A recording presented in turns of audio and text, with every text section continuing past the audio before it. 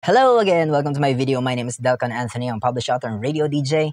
Today, ang pag-uusapan natin is 4 basic types of characters at yung mga functions nila.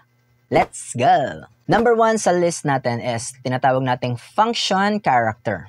Ano tong function character? By the word self, function character. So, meron silang isang function lang at yun lang yun. Meron silang purpose lang talaga doon sa story. Ang purpose talaga ng function characters is to move the story, di ba? The plot. Sila yung nagpo-provide ng necessary information para rumolyo yung storya natin. Pero wala silang significant role over all the story. Anong example natin ng isang function character?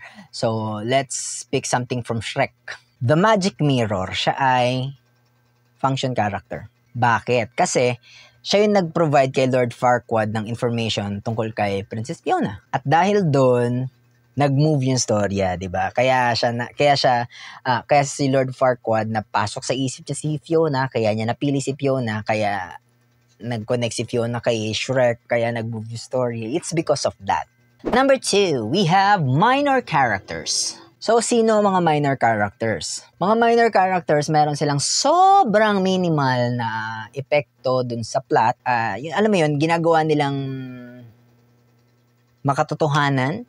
Sila yung background. Kumbaga sa movie, sila yung mga extra. Ganan. So again, magbigay tayo example from Shrek. Yung 3 pigs, yung 3 little pigs, sila ay minor characters. Wala silang epekto doon sa storya. Nandun sila para magkaroon ng kulay yung storya. Diba? Kasi doon sa story, isa sila doon sa mga creatures na napunta doon sa swamp. Diba? Isa sila doon sa mga fairy tale creatures. At nagdagdag siya ng, atmosphere doon sa settings. Number 3, we have supporting characters. Sabi kaiba ng minor character and ng supporting character. Yung minor character, halimbawa, meron kang character na deads habang nandun siya sa goal niya papunta sa pagiging masama. Kunyari, ganyan. Minor character yun. Kung yung character na yun, nagkaroon ng pagbabago bago siya na dead. Halimbawa, nandun siya on the way sa pagiging masama niya, tapos bigla siyang nagbago, tapos bigla siyang namatay. Nagkaroon siya ng somehow, nag-evolve yung character niya, supporting character na yun. So, ang supporting characters, mas significant yung role nila kaysa kay minor. So, dahil nga nagkaroon sila ng change of character, di ba, na-develop yung character nila, ibig sabihin, meron silang own subplots. So, pag nagkaroon na ng sariling istorya ang character, hindi na siya minor character, supporting character na siya. Sino ulit example natin? Let's use Shrek ulit. Ang supporting character natin would be Donkey. Bakit? Diba kasi nagkaroon ng development yung character niya and meron siyang distinctiveness. And number 4, major characters. We all know what major characters. Huwag na natin explain.